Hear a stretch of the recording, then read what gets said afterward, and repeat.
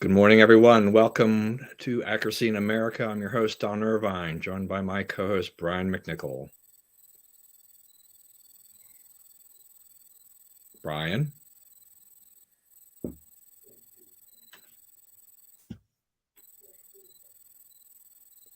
Hey, can you hear me? Brian, respond.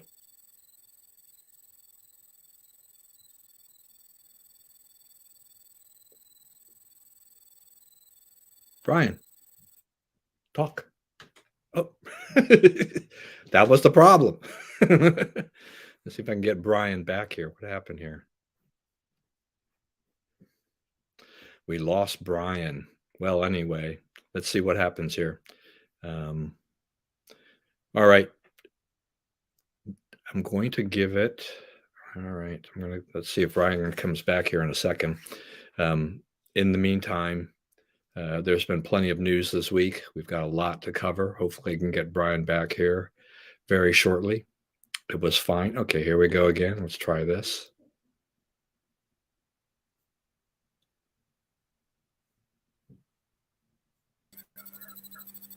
Okay, can you hear me now?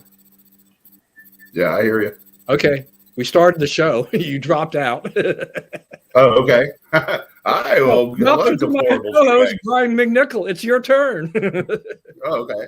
Hello, deplorables, dregs, despicables, chumps, Neanderthals, dog-faced pony soldiers, and those semi-fascists out there. Yeah, I'm not quite sure what happened there, and I thought, okay, I'm going to try to buy some time. Hope you come back. I'm glad to have you back after a short break. You know, you gotta love technology and live stuff. You know, you just never know. I think the show's usually about 99% okay. We get about 1% where we have a few issues here and there. All right. Yeah. We're rarely glitch free. Yeah, that's right. All right, lots to talk about as usual. We were off last week because of my schedule. Happy publicly belated birthday to you, as you continue to catch up to me. That's right. All right, and so you're closing in on Medicare. I'm a little closer, but we're both getting there. Yep. Yep, that's right. All right. I'm going to try to wait till 70 at this point. It looks like the money gets a lot better if I can, Well, that's Social Security. Medicare, you must take it at 65, otherwise you get penalized. Oh, okay. Okay. Yeah, so keep that in mind. I can't remember, because you said that. So I still do not know whatever happened to this, but my father apparently delayed. Somehow he missed a deadline from my mother or something like that. And so for the rest of her life, she had to pay a slight penalty on her Medicare premium. Once they impose it, it never goes away. So I don't know how much money that cost me. Probably the thing is that she lived till 97, so that probably added to a decent chunk of change at this point in time. Right. But still, it's one of those things is that it's always in the back of my mind. Now that I'm not really gainfully employed, through AIM or anything like that anymore, and I'm doing my own health insurance and all those things. At least the one advantage here is that the broker I use, he'll have that stuff on his calendar to help. It's like when it comes time for when my wife turns 65, which will happen first, and then I'll turn 65. In preparation for that, we'll make sure we get set up, and then we have to discuss how the health insurance works in Medicare, which could be interesting. Oh no, not again! What is going on here, Brian? This is going to be a tough day. All right. So anyway, we will. I'll start talking, and we'll just see whether or not we can get Brian joined back in on the conversation. Ukraine invasion, day 245. So here we are with that. Okay, you're back. I think we're better now. I hope so. Otherwise, I'm going to have to figure out how I'm going to do this program, kind of coming and going. So. I will. I was going to talk about Ukraine, but actually, since you're back, I do want to address one elephant in the room, which is a little bit different, which is just Halloween candy. So I realized after I prepared the list and everything like this, was like, oh yeah, Halloween's going to have to occur before we meet again. There'll be some trick or treating. I know my church is doing like a thing for the kids on Saturday night and stuff like that. And I don't know how many trick or treaters I'll get on the 31st, but they say the average price of Halloween candy, has gone up 13% in the last year. As I said on Facebook, I'm just about ready to give up chocolate at this rate. But it does kind of, beg the question is like, how much candy do we have? I almost feel like I should have a bag of quarters and just give everybody a quarter, because it might actually be cheaper to give them a quarter based on the number of kids that generally show up in my house than go buy a big bag of candy. I don't know. Yeah. I mean, you live in a neighborhood who may get more kids, but I mean, the number of kids in our neighborhood has dwindled to a really low number. So Reston is it's very bad for trick-or-treating. There's very few people who try to do it, and there's very few houses that are receptive to it. It's really a trick-or-treating, almost a trick-or-treating free zone. But I mean, this is a perilous Halloween. There's talk of people, putting fentanyl in with the candy corn and all this stuff. And, I mean, I don't know. I don't really know what I want to, what we want to do about Halloween. It's getting to be pretty dangerous. Yeah, I mean, here we are. This is what's today? October 26th. So like 5 days away from Halloween. We haven't even gone out to buy any candy yet because we're kind of on the fence about how we should approach this. Yeah. Part of it really for us is just that kind of getting tired of buying the candy and then not having a lot of trick-or-treaters around to come and pick up the candy, and then you wind up eating it yourself and getting fatter. So this looks like it's going to be an ongoing problem, and I'm just going to have to talk through it. Yep. All right. So this is going to be a touch and go program, Brian. Yeah. So anyway, I was just saying that, I'm just kind of tired of buying, spending $15 or $20 or whatever it is on a bag of candy from, say, Costco, getting a handful of kids showing up, and then in essence feeling like, I mean, I like it, but when the candy hangs around the house, I eat it. I read a thing yesterday. It was the best news that I've seen about Halloween. Somebody did some research, and they've decided that the healthiest thing to do with Halloween candy is to pour it back, whatever the kids get that night, pour it out and let them have all they want, right? Because what happens is they eat some, right? And they're like, okay, that's more sugar and candy and stuff that I put in my body ever. And they feel weird, and then they don't want it anymore, right? So you're sort of they get their fun, and then you sort of wean them off of it. So, the thing you should do with your candy is sit down and eat some. Yeah, I don't know. I'm not 100% sure, but I'm 90% sure that my daughter, her kids go out there and get the candy, but she actually doesn't let them eat it all at once. I mean, I think when we were there in, July and August or whatever, September, I think she still had candy that she had put away that they had grabbed from last year. That's pretty good there. Yeah. Well, I mean, managing your supply there. That's what, 8, 9 months. Yeah. I'm thinking like, I guess you could buy candy this year and just, maybe, I don't know, can you freeze it or whatever and preserve it a little bit so it's still pretty good for the next year, and basically buy one bag of candy that's a 2-year supply or more or something. I don't know. Yeah. But I'll tell you this. So we we collect money, Knights of Columbus. We collect money for intellectual disabilities, families. Like you sometimes need equipment. You need your house retrofitted, accommodate, and so forth. So we raise money for that. We have a fund that we work through that. And the giveaway is Tootsie Rolls. And you can use literally 10-year-old Tootsie Rolls, and they're still soft, they're still fresh. There's nothing wrong with them. No one can tell they're old. And then, the guy's like, don't you want to order some more? I'm like, well, no, because I got like 4 boxes of these things in my house. And I want to give them all away. I don't want to, Yeah. we bought them before. Let's use them. Yeah. Tootsie Roll is like the perennial, candy though, too. And that means it's yeah, I ate way too much of that as a kid. You got to wonder what you're putting in your body that does not decline at all for years. Right? Exactly. How is that made? All right. That's we'll move on to other matters. Internationally, Ukraine, Russia, still locked in a battle.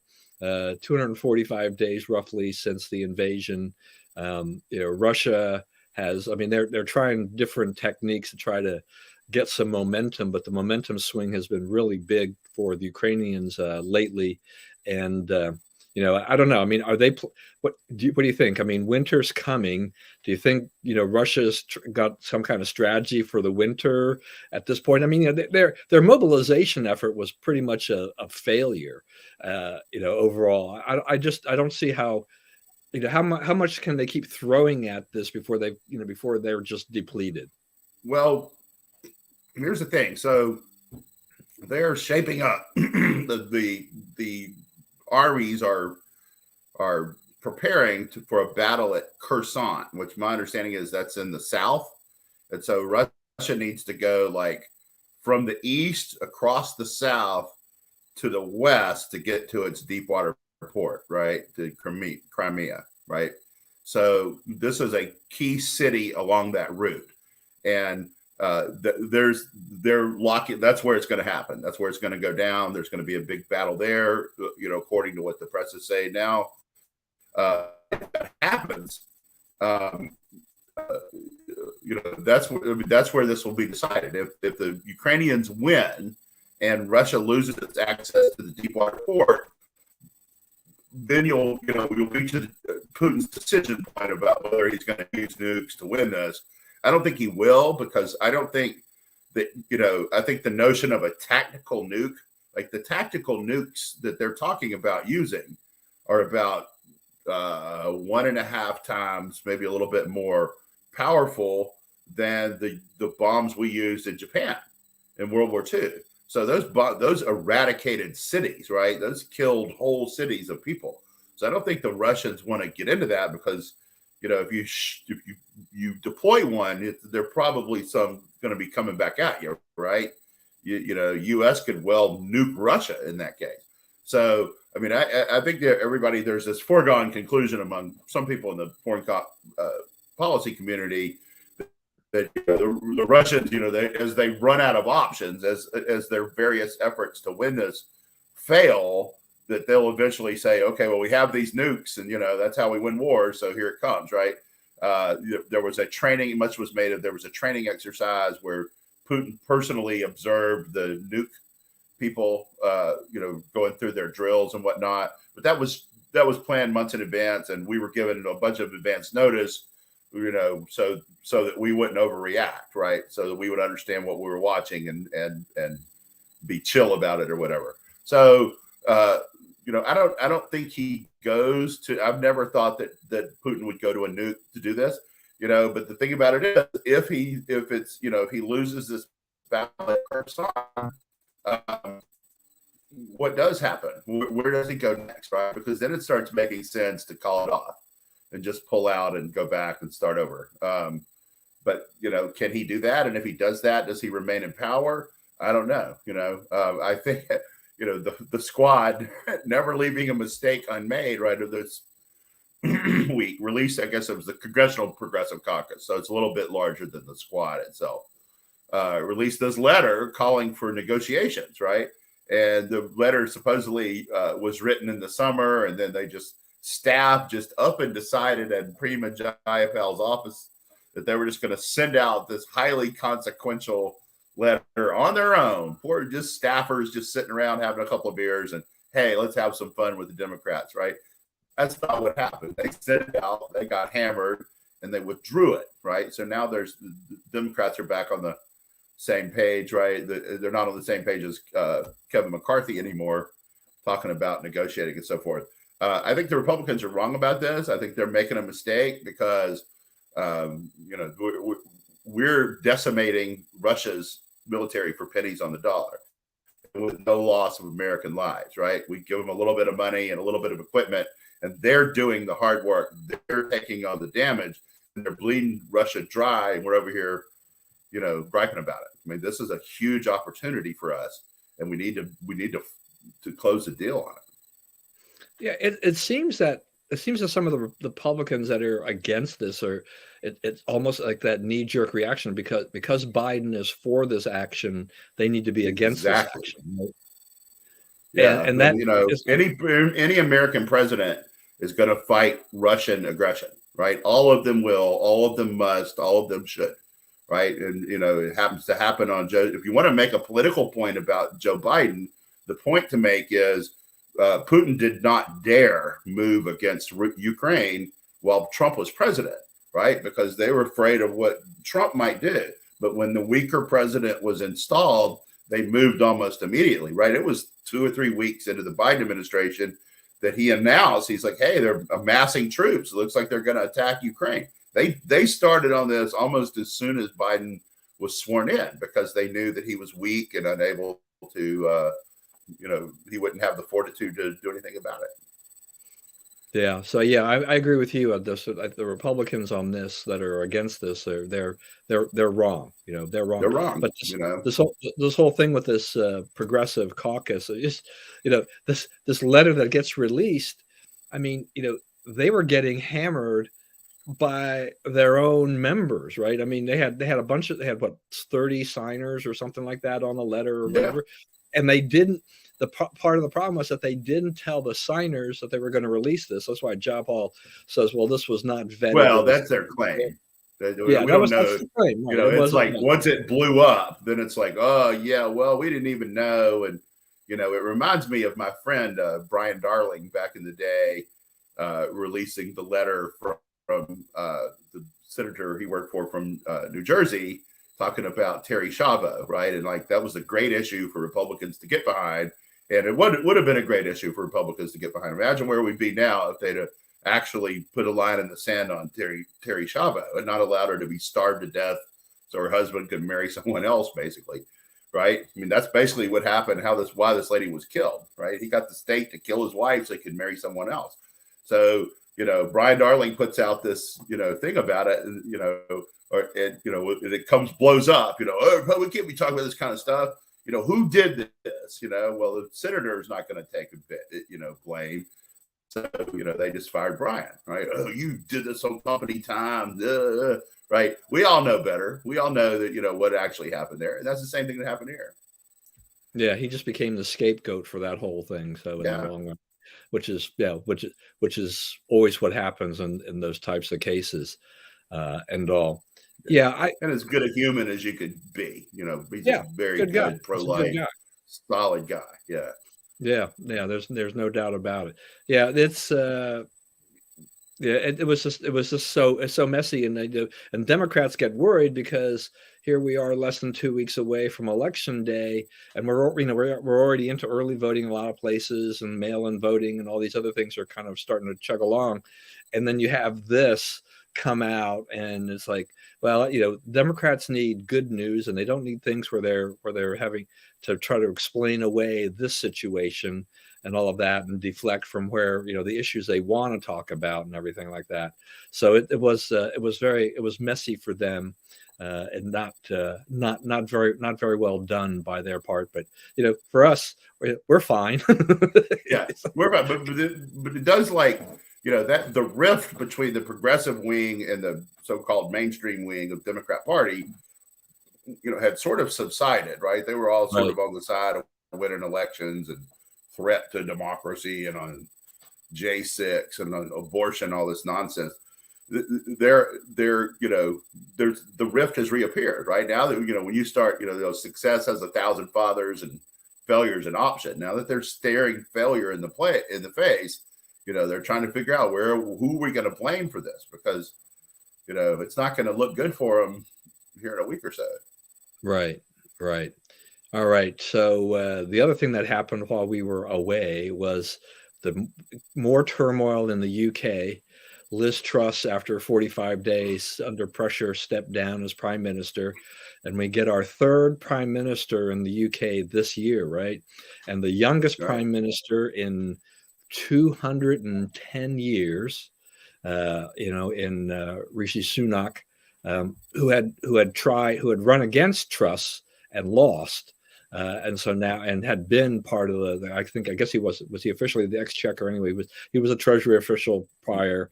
Had quit the Johnson administration, basically the cabinet. So he's got a lot of experience. He's very wealthy. He was a hedge fund manager and he made money there, but he married a very rich into an Indian family. But here's to me, part of the thing is that he's going to, his headwinds are equally as harsh as what Truss was facing at this point. I mean, they've got a lot of economic turmoil, and I don't know. I mean, they have to call an election by January 2024 or something like that. So they've got a limited amount of time. 12, let's see, so 14, less than 14 months, give or take, whatever, before another election has to come up. I don't know if that's enough time for Sunak to try to work some magic, because he's going to need magic polls if you can trust them, showing that Labor, is ahead of the Tories by like 50 to 23. That's a huge gap, in anything. Can they make that up? To me, I mean, Truss, I kind of feel sorry for her. Okay. It's just that she wanted to come in there and she had a very bold agenda, very Reaganomic like. She wanted to kind of stimulate the economy and do things, but she didn't have enough support. And, the financial markets turned against her. She got swept up in this whole thing. And to me, it's kind of unfortunate, because I would have been curious to see if that policy measure would have worked, but everybody else, was saying, no, you can't take on more debt and can cut taxes and do this thing that'll drown us even more so. But the Tories, sometimes they start to look like the Labor Party, because they start to endorse tax increases and things like that, which in the long run are not a great prescription for economic health. Right. They threw out a Reagan wannabe and got a George W. Bush wannabe. Yeah. Right. It's truly a tragedy for the UK. This guy doesn't want to continue with Brexit. He doesn't want to cut taxes. He doesn't want anything to do with conservative economic policy. I don't agree with that he will have the same headwinds as her, because he's telling the globalists and the left that exactly what they want to hear. Right? They want him to succeed because they want they don't want it's Truss's ideas that are dangerous to them. They're fine with what this guy wants to do.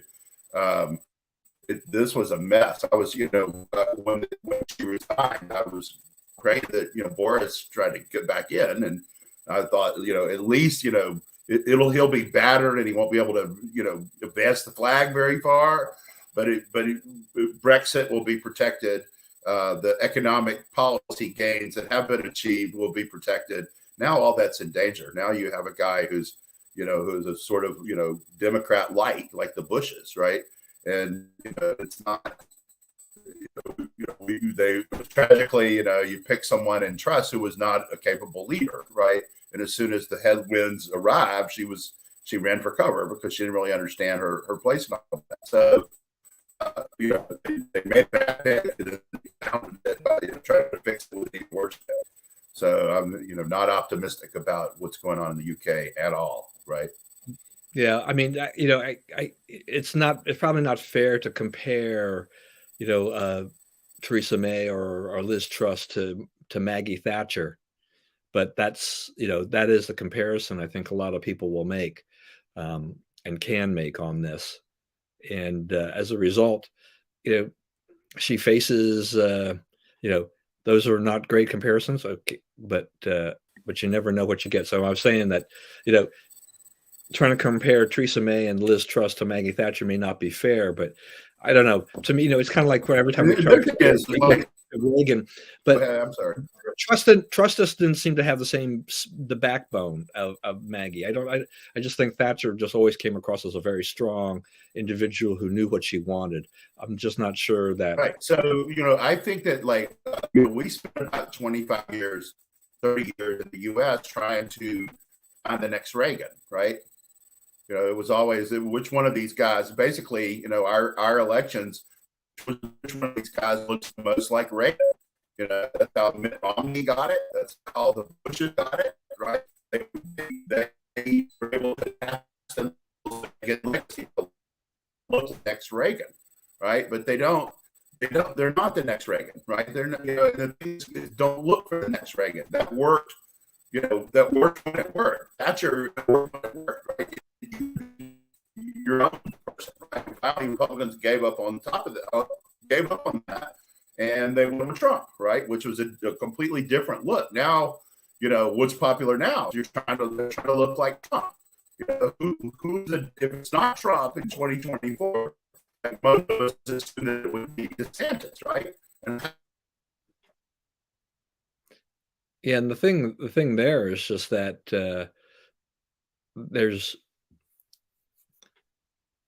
there's only so much that we can go on. I mean, Reagan is Reagan, right? I mean, there was only one, and there only will be one Ronald Reagan.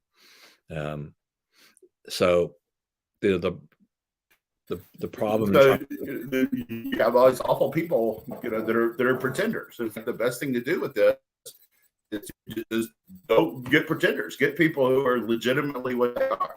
DeSantis is where he is now because he looks the most like Trump. He sounds the most like Trump. So that may be the best way to pick presidential candidates, to try to imitate the former guy. It's like kind of judge these things. The thing that will win an election changes. It doesn't stay the same. It won't be the same in 2024 as it was in 2016. Right. The thing about it, is that we do. It's a common thing to go and make comparisons of politicians to your favorite. Reagan, Thatcher. People want to compare people to JFK or whatever, or Barack Obama. But each one of these individuals is different, and they governed at a different point in time. There were unique circumstances to when they governed. Trump. There is only one Donald Trump. You can try to imitate him and emulate him, but there's only one Donald Trump. Ron DeSantis sounds like Donald Trump at times, but he's not going to be Donald Trump.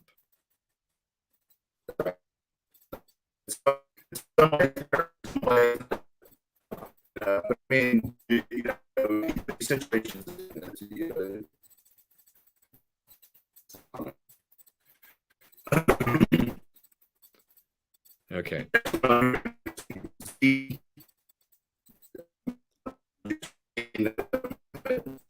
Thrown out of the CCP. To me, that was dramatic. They just came and tapped him on the shoulder and said, "You're leaving." And the look on Z's face shows you that this was a power move. This was a move to say, "I'm in charge." And I don't understand. I guess, is it possible that who leads another coalition that's opposed to him in some way? Because it doesn't, from the outside, it doesn't.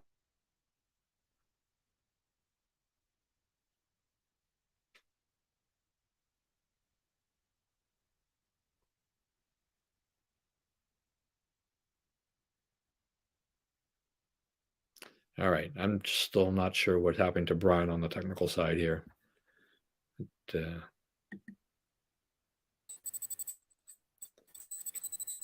Okay. Are you back? I think. Yeah, I don't know. You've been dropping in and out. Your connections. Yeah, there's something going on today. Yeah. So this is made for a glitchy show. I have a feeling that Spencer's going to give me an earful about the trying to listen to the show today. Because it's hard to run a show when we can't hear each other very well and communicate. All right, so you were talking about Xi. That is something else, though. He's getting really, getting his third term. Yeah, as you said, I mean, in essence, he consolidated his grip, right? I mean, everybody Right. who's around him is going to be a loyalist, and so we haven't seen anything like this really probably since Mao, and that predates a lot of people. Right, and I think he's got it on a glide path now to where he's essentially in charge as long as he wants to be. Right, I don't Yeah, think he has to stand for election again. Yeah, well, yeah. This pattern seems to be repeating itself, though. Like, I mean, right? I mean, Putin is in essence, unless something happens. I mean, the war, the war in Ukraine is not going well, but I mean, you need some kind of real turn of events to get him out in a lot of ways. But Putin has done a lot to try to consolidate his power and stay in office as long as possible.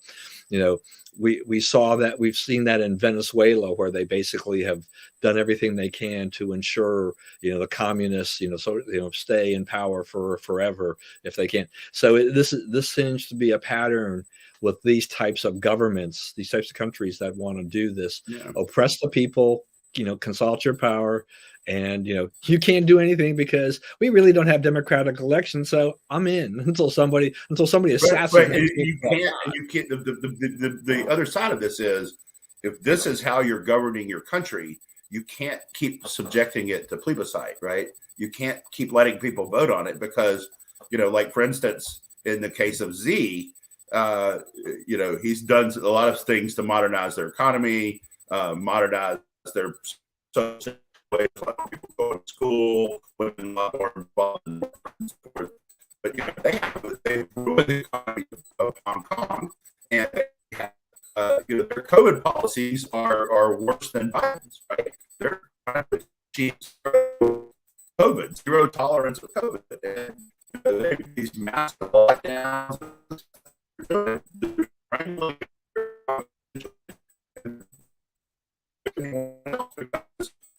That's not right. So, where do you get the last 4 years? What do we do?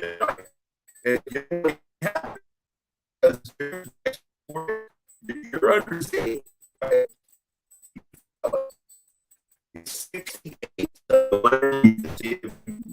In charge of another 10 years. Pretty easy.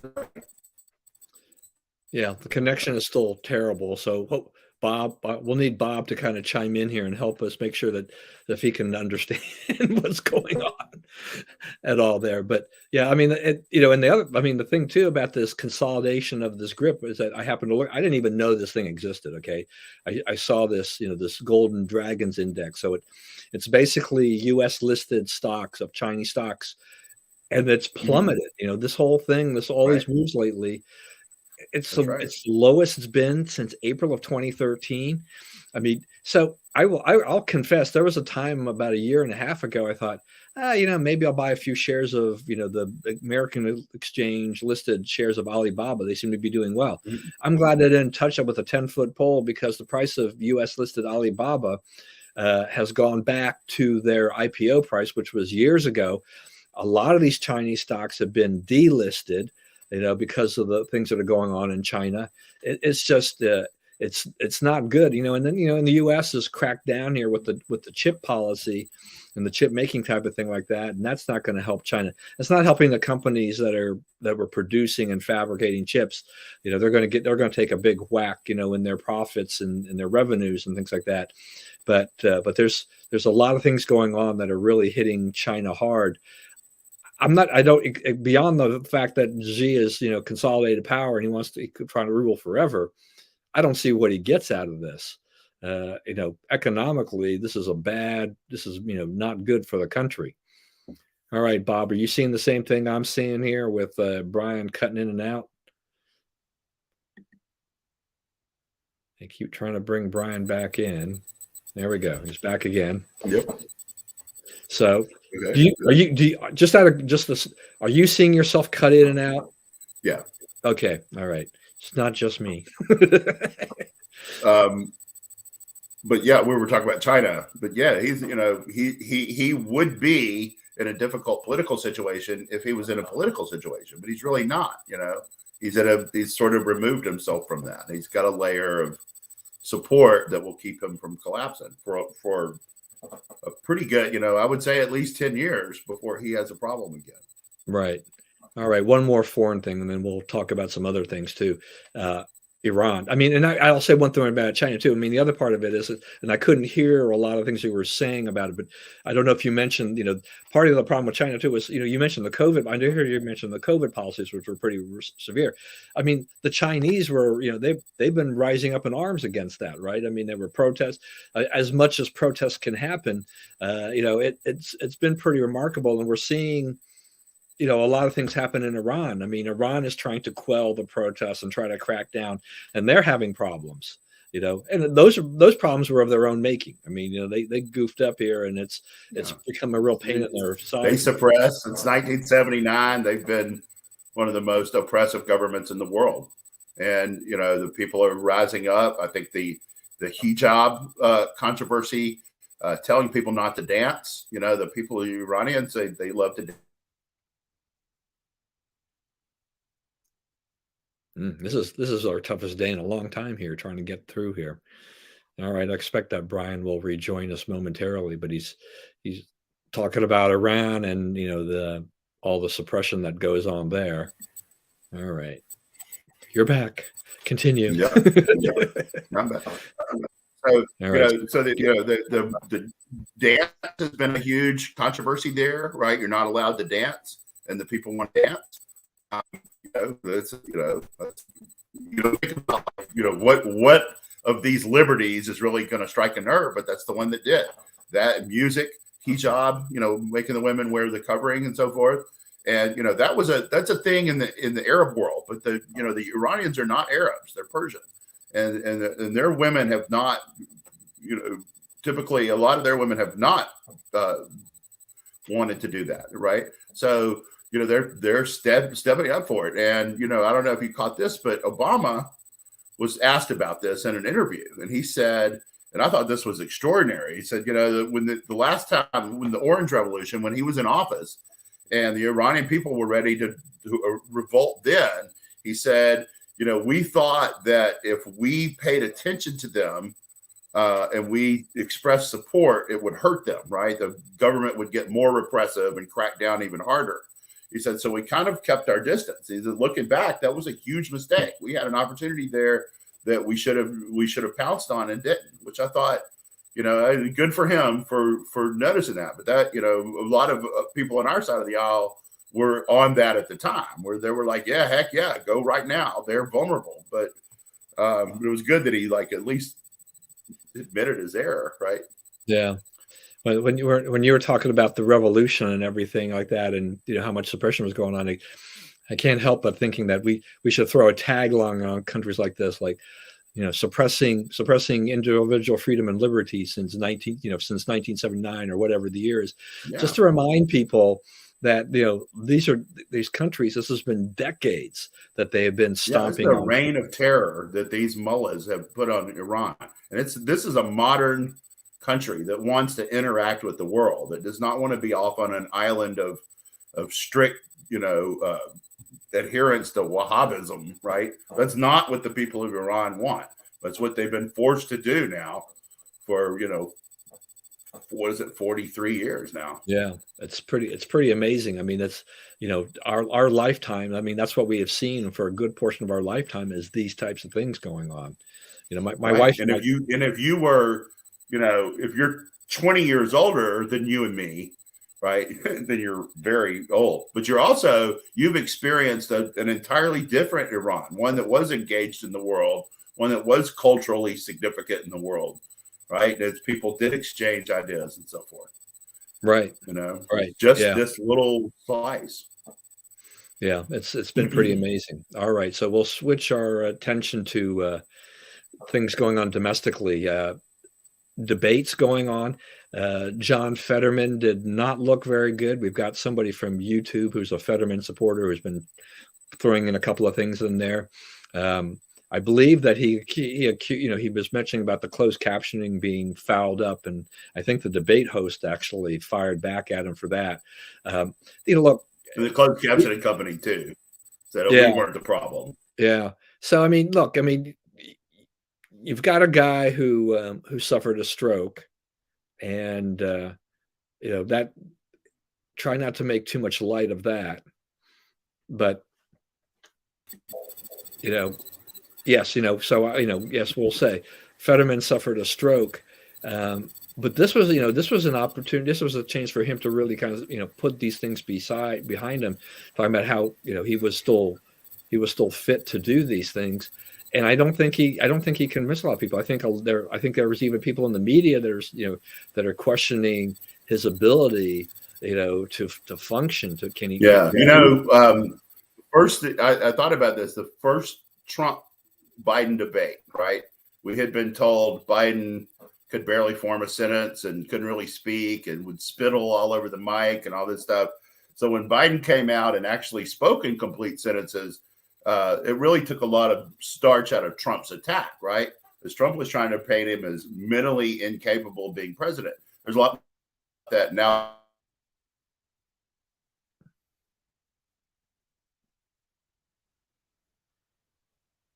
All right, Brian's just bopping in and bopping out here, and I'm going to give it a second to see if he pops right back in again, so I don't wind up talking about. Oh, now I've totally lost him again. All right, yeah, I mean there's definite things in there about whether or not about Biden's mental decline and his abilities back during the 2020 presidential campaign. That's for sure. But yeah, Brian's right. I mean, it's when. Here we go. So, so I was saying the first debate between Trump and Biden, they created this expectation that Biden could not deliver a sentence, right? So in Fetterman, his staff put out a thing the day before the debate saying, this is not his format. He was not good at it even before he had a stroke. Now he has to have this, closed caption and all this kind of stuff to understand. So, don't expect him to be slick, against the guy who's been on TV for 3 decades, selling people his fake medicine and whatever, right? So, so they did what they could to tamp down expectations, and he got below the bar. He did not even meet the lowered expectations, right? He could not even manage a word of answer to some of the questions. It took him 8-10 seconds to utter a single thing, right? And the answers were nonsensical. It seems like the main premise of his campaign is that his opponent is wealthy, right? All he ever talks about is how many mansions Oz has. Well, you know what? I mean, you can get mansions if you have a job, right? You're not, dependent on your dad for income and your sister for a place to live, like Fetterman is, So, his one point doesn't really, resonate. I guess there's a few people who I'm going to stick it to the rich guy, but most people, we kind of move past that. Like most of the politicians are pretty rich, right? So exactly. What? Yeah, there's no doubt that politicians, either some of them come in being rich, others get richer as their careers go through the political process. So you have that as well. I apologize, folks, for all the in and out here with Brian's connection. We don't know what the deal is, but every once in a while, stuff like this happens. All right, so so in Fetterman, so he doesn't have, Fetterman's he lost his goodwill, right? And so I think now a lot of Democrats are going to move the money. The betting sites, right? The people who bet on elections, it went from a 44% chance that Oz would win the election to 68 this morning. So, people saw the polls, people saw the debate, and it's not, it's over for Fetterman. Interesting though, there was a couple of interesting ones last night too. Lee Zeldin really took it to the governor of New York, Hochul, right? She was not elected. She became governor after Mario Cuomo, or not Mario, the son, Andrew Cuomo, stepped down, under corruption. She's not done very well. She's been hit by some high profile crimes and by general disorder in New York City. And he took it to her on crime stuff, and she made a mistake. And she said, "I don't know why that's so important to you." And it's like, huh? You don't know why crime is important to people running for governor of a state. So, but he didn't. I think that it went past him. I think he didn't realize she would say something that dumb, and he kind of skipped right over it. But commentators have been all over it. So I don't know about that one. A lot of these races are tightening. As it stands right now, Blake Masters is close in Arizona. It looks like Herschel Walker has taken the lead in Georgia. It looks like he's got a 1 or 2% lead, maybe even 2, maybe a little more than 2, according to what was out this morning. It looks like Vance is going to win in Ohio. The guy in New Hampshire has a chance. Bolduc, right, against Maggie Hassan, who's never polled well, even when she's won. So there's some pickup opportunities out there right now. We're a little short on all of them. Biden's popularity has not collapsed as you would think that it would in the situation that it's in, which kind of keeping a lot of these people afloat. Rasmussen still has him at 45%, which is what Trump was the day of the 2020 election. So you keep waiting on this collapse number. This he's back at 38 or whatever. Then you're like, okay, it's going to be a rout, but it's not a rout yet. I mean, and the story is, Republicans have come from way behind in a lot of these races. Masters, Herschel, even Vance was behind pretty good early on. Adam Laxalt, Bolduc was 25 points behind, and they've caught up. Right, they're very close races now. But our candidates Republican candidates are not ahead. They're still slightly behind. So there's still work to be done, still a little time to do it. But, it's not the smooth sailing wipeout yet that is predicted. At this point, you can be pretty sure that Republicans will take the House, and you can be about 80 or 90% sure that they will take the Senate. It doesn't look like the Senate, the Senate is not a sure deal yet.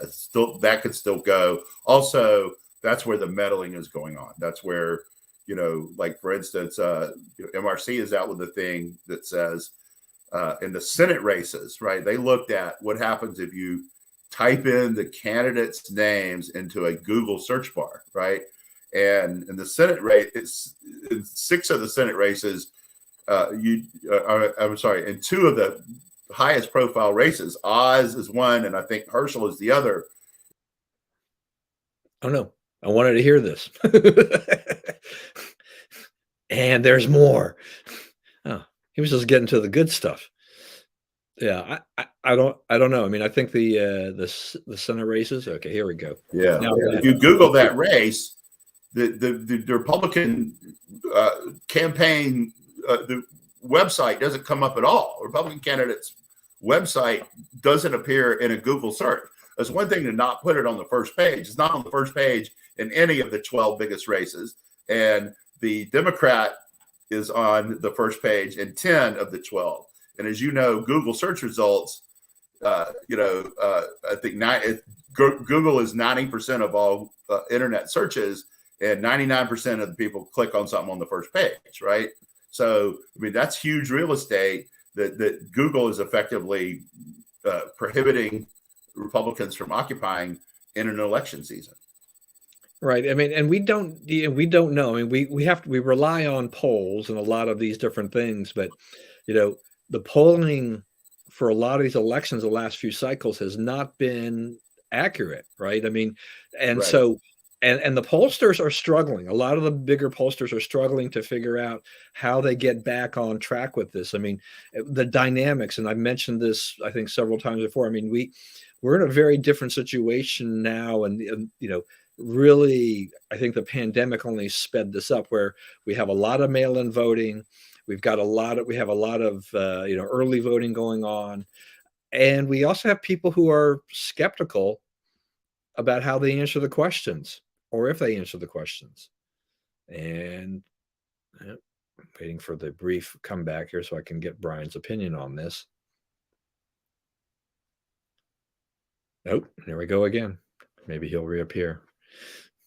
At least we're winding down the show. So once again, I apologize for the glitches on Brian's end. He's going to have to figure out what internet traffic has thrown a dagger into his connection over there. but the polling has been problematic for the last several cycles. So anyway, as I was saying, I mean, the polling has been kind of problematic in terms of its accuracy.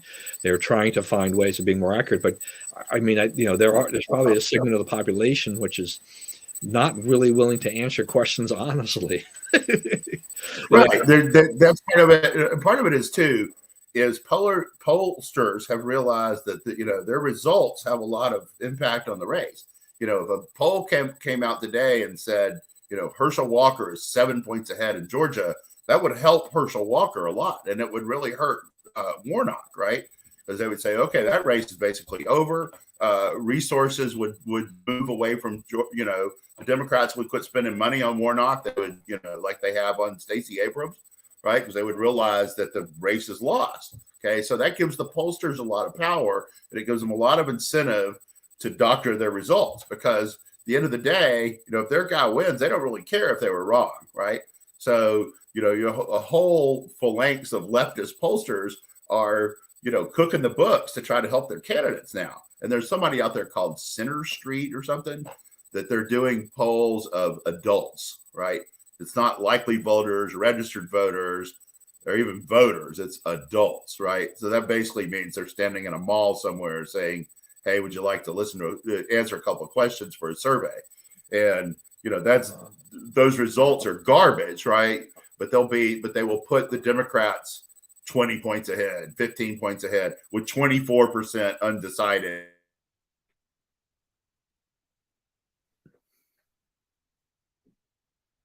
Well, this has definitely been a big struggle today to get this show through, but we are coming up. We're inching closer to the end here, so I think when Brian comes back, we'll try to do a wrap. Yep. So you don't have the thing on, so it's they're part, pollsters are part of momentum. So they're trying to not only be accurate or be able to claim they were accurate, which is different from actually being accurate, but they also want to, do their part to help their candidate, right? Because there's very few who are not aligned with one side or the other. All right, with all the glitches and things going on here, let's go to our final thoughts here, final words. Let's see. I thought that KJP was funny. The voter suppression and high turnout are both possible. Like, no, they're not. Basically, the lie the results are putting the lie to the fact that voter ID stops anybody from voting. Right? That's nonsense. Everybody did that. And it's one thing. It's like the Democrat Party. They've been Baghdad Bob about a lot of stuff. Voter ID is not a quote threat to democracy, right? We all know that. Mexico can do it. We can do it. We have a higher rate of people who have IDs than Mexico does. So, you have all these things, right? They tell you things that are just, the economy's doing. What did he say it was? Oh, see, I'm trying to close out the show and we're still having trouble.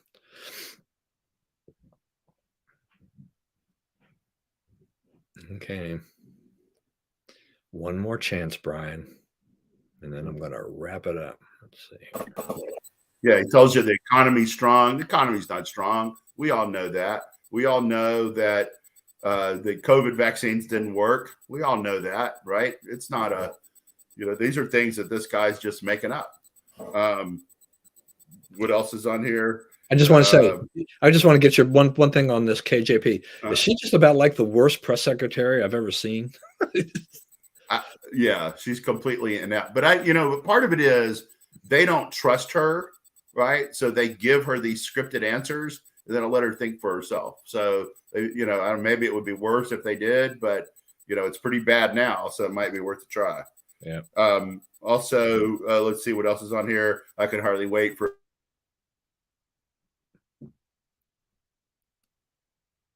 I can't catch a break here today with this. Or maybe I should say Brian can't catch a break here with the connection. All right, this has been a rough show, folks. I'm gonna try to wrap this up. As I said, when Brian comes back. All right. So I can hardly wait for Elon Musk to buy Twitter, right, and restore it. He says he's gonna fire 75% of the people. Everybody thinks that's a big deal. I don't know if you remember this, but Project Veritas, they did a thing where they exposed Twitter, right? And one of the things that the people talked about is if you don't, Twitter really cares about your mental health as a worker, right? So if you don't feel like working, you just don't go to work that day, right? You don't have to be sick. You don't have to call in. Just if it doesn't move you to work that day, don't work, right? So this guy was saying, yeah, I worked 4 hours in the last quarter. Okay. So when Elon Musk talks about firing 75% of the people, anybody who has employees that are working 4 hours in a quarter and receiving their full salary can cut 75% of the workforce without losing a whole lot of functionality, right? A lot of what they'll use are people who are basically in the censorship business, and we don't need them anyway. Let's see. Yeah, Biden got caught lost on the White House lawn. Not a bad look, not a good look for them. Keeps happening. They keep making excuses, but I mean, he got lost. And the other thing is, again, one of the things you're starting to notice with them is there's a lot of staff failure on the KJP stuff, staff failure on, basic logistics. I mean, someone should tell the guy, this is where you walk when the thing ends, right? But they don't say it. He doesn't know where he's going half the time. And finally, Astros in no more than 5, 4 or 5. Right? I have to ask that question, Mr. Stroh's fan. They're not hitting no pitching. That is one of the best pitching staffs ever assembled, top to bottom, and they're going to win a World Series. And I've waited a long time. You got to give credit to the Phillies and Harper and those guys for getting to where they got, right? I mean, pretty amazing run. That's a great run, but the run ends because the run ends. You can't score, you can't win. Yeah, I just don't see them being able to get around that at all. All right, everyone. Maybe Brian will join us for the final comments. But I did want to say thank you for joining us today. Once again, my many apologies for Brian and the spotty connection. Here we go. Yeah. So anyway, I'm going to wrap this up before you drop off one more time, or you might drop off while I say this. Anyway, thanks everyone for joining us. Really appreciate your support. We know it's been kind of a bumpy show here and all that, but hopefully you got something out of it. As always, please stay safe and stay well. Remember, we live in the greatest country in the world. Don't let anyone tell you otherwise. And as always, God bless America. And we will see you again next week. And if you're in early voting or whatever, and this is your, however you vote, go out there and vote. Those candidates need your vote no matter how you're voting. But we'll talk more about that again next week because we'll be coming right up against it by the time we meet again. So thanks again, everyone. Have a great week and a safe Halloween. So we'll see you again. Thanks a lot. All right. Goodbye.